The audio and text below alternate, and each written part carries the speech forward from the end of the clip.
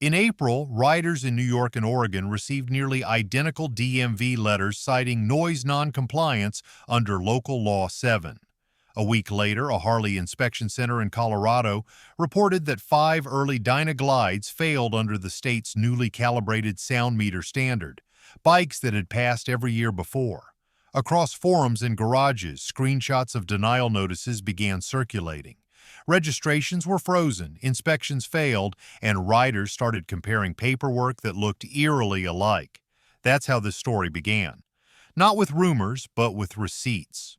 Shock on the street. It started quietly, the way most storms do. Rider reports from New York, Oregon, and Colorado described denied renewals citing noise compliance verification.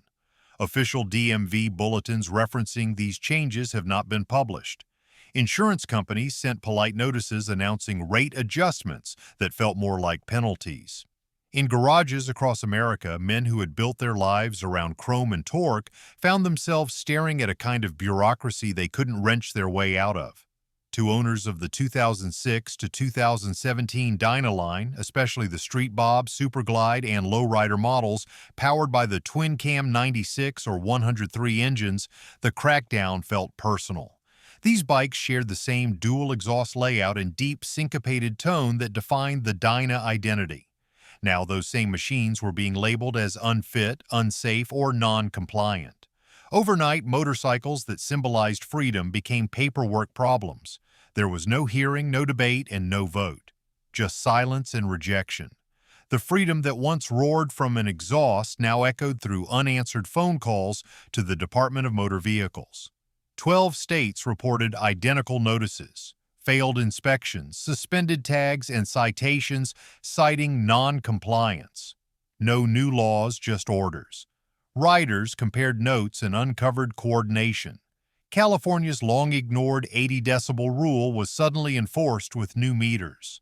The law hadn't changed, bureaucracy had. What felt like a ban was regulation by paperwork, delivered not by politicians, but by inboxes. Each morning, another Dyna owner found himself grounded, staring at a bike that was perfectly roadworthy yet suddenly outlawed by silence.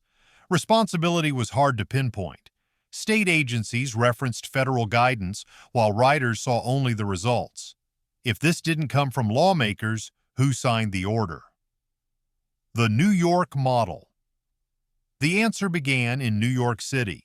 Under New York City's Local Law 7 of 2024, the Department of Environmental Protection made its noise camera pilot permanent. City records confirm the program now operates in all 5 boroughs. Mounted high on light poles, these devices combined microphones with automatic license plate readers. When the sound of an engine exceeded a preset threshold, the camera snapped a photo, logged the plate, and mailed a fine. There were no officers, no witnesses, just machines measuring decibels. The program was marketed as environmental reform, a way to protect residents from unreasonable noise. But in practice, it created an automated enforcement grid that never slept. A single late-night throttle twist could cost hundreds of dollars. Repeat offenses multiplied quickly. The fines weren't theoretical. Riders began posting images of the summonses online. Each bore the same heading: Violation of Local Law 7. What started in one borough spread to all 5, and city officials praised the success in reducing urban noise complaints. If you're riding in NYC or a city testing noise cameras, keep your exhaust note under 85 decibels at 50 feet. That's the Local Law 7 threshold. Do this now. Use a free decibel app on your phone to pre-test your idle. It's not official, but it'll tell you if you're close to the limit. If you get a noise ticket, file a written appeal within 30 days. Most states require it before you can challenge in court. States like Massachusetts, Colorado, and Washington adopted automated noise enforcement, cash machines disguised as environmental progress. Cameras are fined endlessly, needing no laws, only funding. For riders, even a calm V-twin rumble triggered penalties. Context vanished. Rebellion became data. By the time the media noticed, cities nationwide had embraced punishment by algorithm, calling it progress. But one law doesn't explain 12 states moving in lockstep. If you've seen this happening in your state, hit like and drop a comment below. Riders deserve to be heard. Your story might be the one that wakes them up. How it spread. It didn't start with a new law. It started with a template. In late 2023, the American Association of Motor Vehicle Administrators circulated internal guidance urging states to align motorcycle inspection standards with environmental targets. The memo wasn't front-page news, it was routine bureaucracy. But the language proved contagious.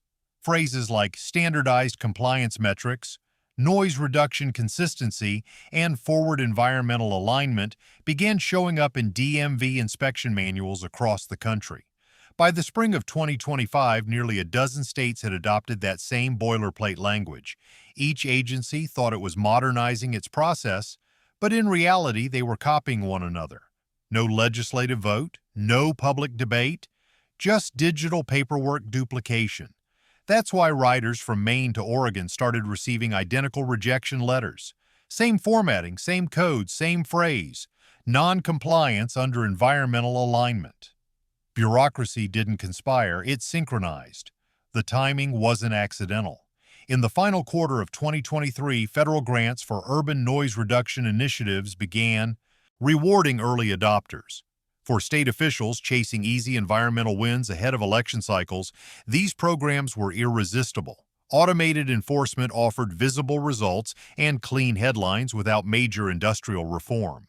Within months, noise camera programs and inspection changes spread like software updates. A rulebook written in one state became policy in another. For riders, the impact was immediate. A bike that passed inspection in Colorado could suddenly fail in New York. The same exhaust note, the same factory parts, judged by a different decibel threshold. Regulation had gone viral, and enforcement became national without ever being voted on. To see if your motorcycle might be at risk, check your state DMV's Motorcycle Inspection Manual. Search for terms like noise compliance, AMVA alignment, or environmental metrics. If those phrases appear, your state likely adopted the new template. Most use an 80 to 85 dB at 50 feet threshold, stricter than the federal baseline. Make the miles easier, grab the gear and accessories in the description. Let's keep moving. The Dyna signature. Every crackdown needs a target, and riders say the spotlight fell on the 2006 to 2017 Harley-Davidson Dyna models, the Super Glide, Street Bob, Lowrider, and Wide Glide, all built around the twin-cam 96 and 103 engines. The same sound that once drew crowds at rallies now triggered sensors in city centers. To the enforcement software, that rumble wasn't heritage. It was a violation. Engineers working on the noise camera systems admitted privately that the Dyna's tone created unique acoustic spikes on decibel charts. The dual exhaust and idle cadence produced harmonic overlaps that digital filters flagged instantly. What riders heard as music, computers logged as noise pollution. In a system that equated volume with guilt, the Dyna's very identity became incriminating evidence. For decades, the Dyna symbolized blue-collar defiance, its roar a badge of freedom bureaucracy couldn't quantify. The crackdown wasn't about noise, it was image control, silencing pride for optics. Each ticket told riders their culture was obsolete, but Harley owners answered with ignition, proving freedom doesn't fade quietly. It fires louder when threatened. And while riders fought citations, Harley itself made a choice that cut even deeper. Harley's pivot. Inside Milwaukee's headquarters, the mood had shifted long before riders noticed. Meetings once filled with talk of heritage and horsepower had turned to compliance curves and global emission standards. Harley-Davidson, the brand that built its name on grit and thunder, began planning a quiet transformation. Internal strategy decks replaced words like freedom and rebellion with phrases such as regulatory alignment and sustainability targets. What started as modernization soon became self-erasure. To be fair, Harley's compliance shift isn't betrayal, it's survival. Every major manufacturer, from Honda to BMW, faces the same tightening global emissions and noise standards. Staying in the market means adapting faster than the rulebooks change. Dealers were the first to sense the change. By mid-2025, internal order sheets listed few remaining components for pre-2018 Dyna models. Parts for the twin-cam 103 engines were phased out first, replaced by liquid-cooled Revolution Max options. According to internal dealer parts lists verified by multiple distributors, legacy Dyna components began disappearing mid-2025 as Harley prioritized liquid-cooled platforms. While owners faced fines, Harley sold quiet engines and rides of tomorrow. In chasing global approval, it traded rebellion for reputation, risking the prideful American riders who built its legacy. By the time the early Dyna Glide was flagged on inspection lists, Harley's internal direction was already set in stone. The company prioritized regulatory compliance over public commentary, a decision many riders interpreted as corporate silence. If Harley won't defend its history, maybe the courts will. The due process front. The first lawsuits landed in early 2025. They weren't filed by corporations or lobbyists. They came from riders themselves. Small law firms in Michigan, New York, and Oregon began pooling cases under a single question. Could the state revoke your registration without notice, hearing, or legislation? Lawyers called it seizure by policy, a phrase that spread across social media faster than any headline. At the heart of the legal challenge was due process. The Constitution promised that property couldn't be taken without procedure, yet thousands of motorcycles had been effectively outlawed by administrative guidance. No vote, no public input, no appeal, just a line in a manual. Civil liberty groups noticed the pattern and joined in. One brief compared the enforcement tactics to digital confiscation, arguing that riders were losing property not through misconduct, but through compliance drift. Early hearings exposed confusion as DMVs relied on unpublished memos, not laws. Riders like Daniel Brooks won cases, setting precedent. Transparency lawsuits revealed faulty meters and inconsistent standards, proving enforcement outran legality. Advocacy groups crowdfunded defenses, reframing riders as citizens, not rebels. Each courtroom victory, New York to Oregon, proved persistence, outlasts policy, and precision defeats bureaucracy. But as the courtroom momentum grew, riders realized another truth. Legal wins were slow and citations were fast. Every week still brought new tickets, new holds, new inspection failures. The fight needed a faster weapon, knowledge. But not every fight happens in a courtroom. Some happen in the garage. The garage playbook. When bureaucracy tightened, riders adapted. Across 12 states, garages became classrooms. Veterans of past inspections began teaching newcomers how to navigate the new rules without surrendering their soul. Passing an inspection became a strategy, not a gamble. Mechanics started documenting everything. EPA stamps on mufflers, serial numbers on catalytic converters, even engine markings that proved authenticity. They laminated checklists to hang beside the tool benches, factory baffles intact, no leaks, proper idle speed. Riders learned to bring their own sound meters to pre-test decibel levels before the official inspection. They weren't cheating the system, they were mastering it. Online forums became classrooms of defiance where riders shared templates, appealed fines, and mastered the rules meant to restrain them. The garage playbook spread nationwide, workshops teaching inspection tactics and discipline as rebellion. Each past test proved freedom still mattered. The Dyna Glides riders turned paperwork into protest, proving intelligence roars louder than exhaust. Still, beneath the surface of this newfound discipline, one question lingered. Why did all of this happen now? Why, after decades of peace between riders and regulators, had the hammer dropped in 2025? Yet even perfect paperwork couldn't stop what came next. Timing. And the cost of that headline would soon hit the garages. Shop fallout. The first real casualties weren't riders, they were shops. Across the country, Harley dealerships and independent garages felt the financial choke before anyone else. Orders for older parts were canceled overnight. Vendors flagged exhaust systems as restricted components. Shipments that once arrived weekly sat in warehouses under compliance review. For small-town mechanics who built their livelihood on the early Dyna Glide and other classics, it was a quiet collapse. The phone still rang, but every call ended the same way. "Sorry, we can't get that part anymore." Service bays that once echoed with chatter and the rattle of socket wrenches turned eerily silent. Technicians stood idle, waiting for parts that would never ship. Some dealerships began closing early to save on payroll. Independent garage owners, the kind who worked 6 days a week and stayed open late for fellow riders, found themselves staring at paperwork instead of engines.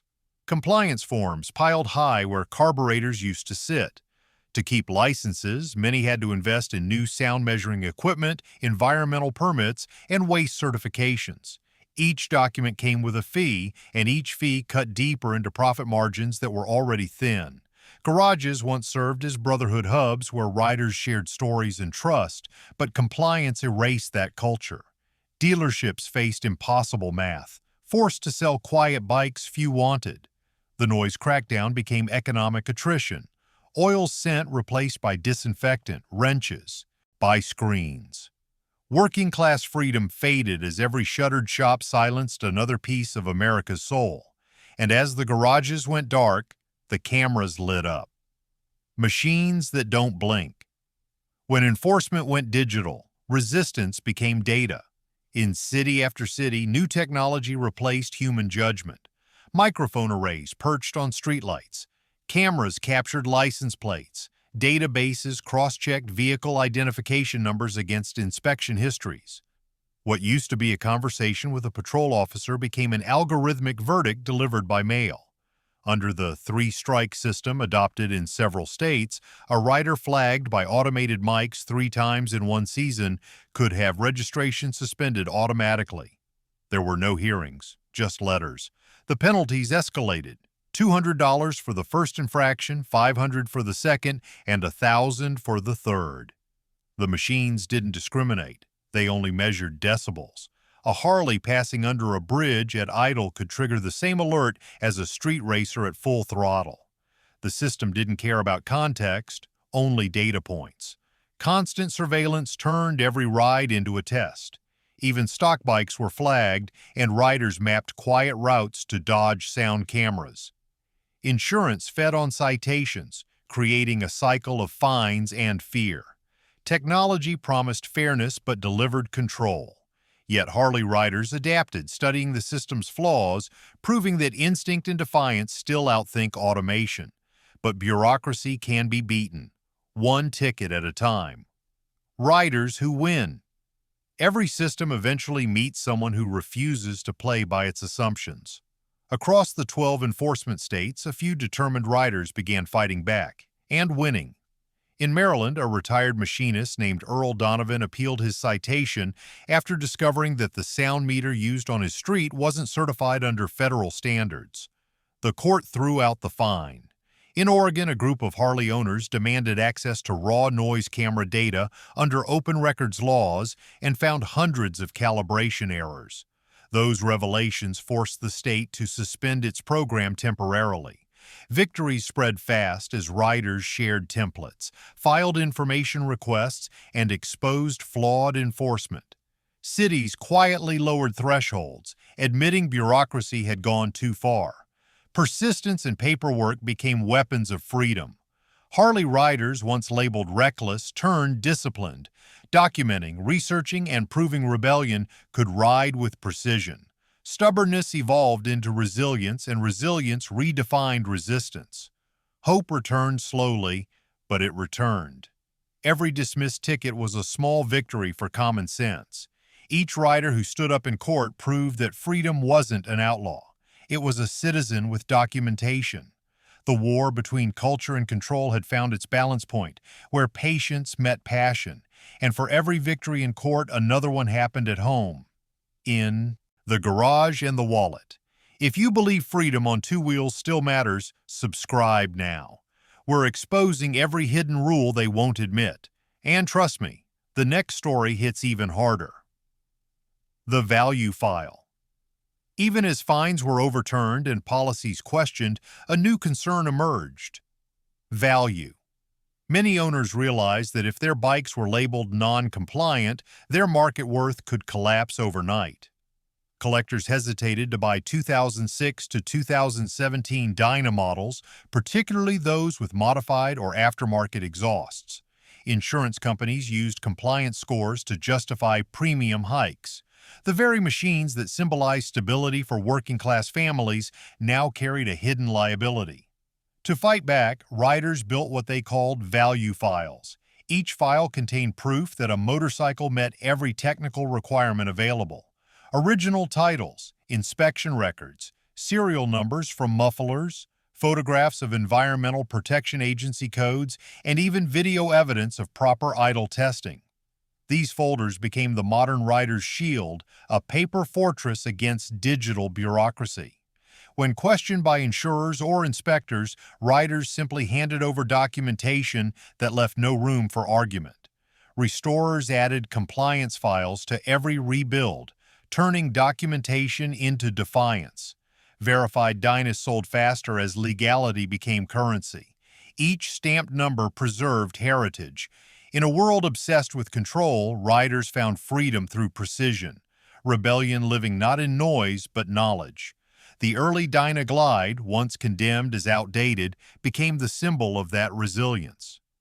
Its owners proved that tradition could adapt, that freedom could evolve without fading. They weren't riding into nostalgia. They were riding into defiance. But this fight isn't just personal. It's political.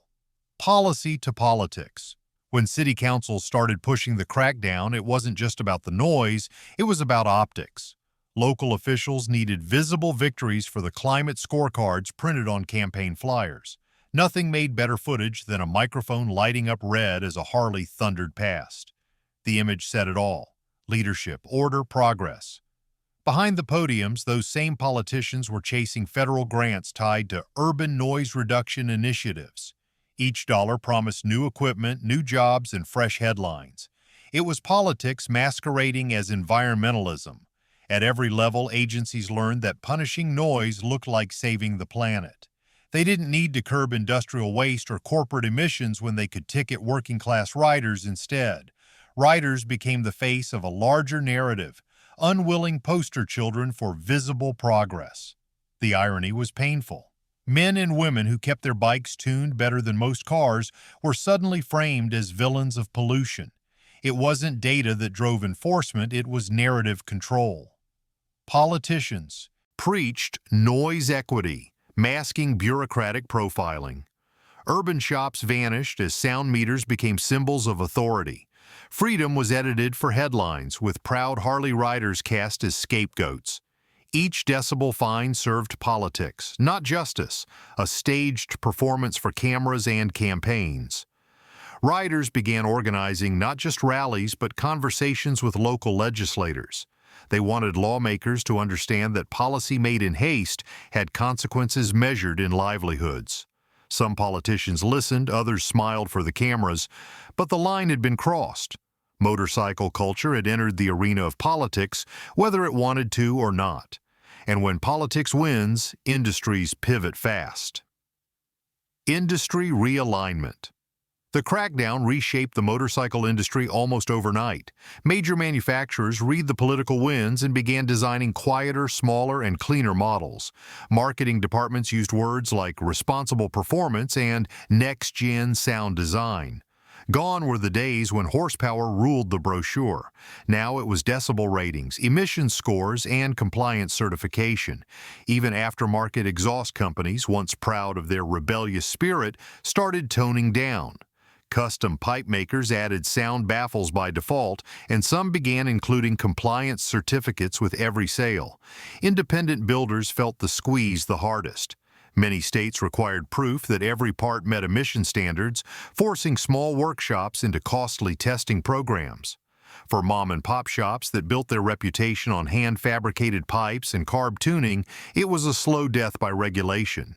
Innovation adapted as builders created variable baffles, dual chambers, and precision tuning that balanced tone and compliance, proving heritage and progress could coexist.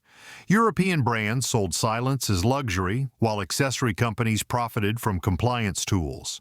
Trade shows grew quiet, riders felt displaced, yet one truth roared beneath the surface. You can regulate engines, market fear, and monetize control, but you'll never regulate identity or silence tradition. Each Harley that rolled out of a garage still carried the DNA of rebellion. Even the newest models built for silence bore the lineage of defiance. Riders understood that if industries were rewriting the rules, then they would just write new ways to ride. And that blueprint is already spreading beyond state lines. National diffusion. By mid-2025, the crackdown was no longer regional. It was systemic. At least 12 states have introduced or updated registration and inspection rules that tighten noise or emissions compliance for older air-cooled motorcycles. The American Association of Motor Vehicle Administrators became the unseen architect of uniform policy. Its best practices guide spread like software, linking state systems nationwide. Isolated programs merged into one synchronized database, sharing inspections and registrations under a single unchallenged standard. Enforcement transcended borders. A ticket in New York could block registration in Texas. A failed Oregon inspection could flag insurance in Florida. Convenience became control. Progress became surveillance. Freedom of the open road met the algorithm. Realizing the fight was national, riders formed coalitions demanding fairness, transparency, and appeal rights. They proved they weren't enemies of the environment, but pioneers of adaptation, redefining rebellion through representation and unity. Each state added its layer of bureaucracy, but riders learned faster. What once began as panic evolved into organized defiance. The Harley community became a network of disciplined watchdogs, documenting every flaw and loophole. The same data that once punished them now served as their proof. Freedom had gone digital. Which brings us to the truth Harley riders already knew deep down. The hidden truth and reflection. The so-called ban was never really a law. It was a control disguised as convenience. The government didn't outlaw motorcycles, it automated obedience. A sound meter here, a regulation there, until freedom became conditional on compliance. The early Dyna Glides story wasn't just about a model, it was about a mindset. Bureaucracy may silence engines, but it can't silence conviction. Every generation of riders faces its test. In the 1970s, there were oil shortages. In the 90s, it was safety campaigns. Today, it's digital enforcement. But the heart of riding has always been about more than metal. It's about identity. The feel of the clutch, the smell of fuel, the sound that tells the world you're alive. Regulators can measure decibels, but they can't measure meaning. The riders who fought back learned that real rebellion isn't always loud. It's precise. They documented, appealed, and proved passion can coexist with discipline, holding the law accountable instead of fleeing it. Across America, garages reopen with cleaner tools and stronger resolve. Fathers teach sons to ride smart. Mothers teach daughters to master engines and evidence. The Dyna Glide may be erased on paper, but it roars forever in every rider's soul. The story ends where it began, with the sound that built a nation. The open road still calls, even if microphones line its edges. Freedom isn't granted, it's maintained, one ride at a time. The paperwork may have grown thicker, but so has the resolve of those who ride. The crackdown proved one thing. Real riders don't quit, they adapt. And that sound, it's still freedom, just smarter. So what do you think, is this enforcement or a full-on ban? Drop your take in the comments below and tell us what state you're in. We're mapping every rider's story. If you believe real riders deserve the truth, hit that like, subscribe, and bell, because we're exposing what the headlines won't. Stay loud, stay free, and I'll see you in the next ride.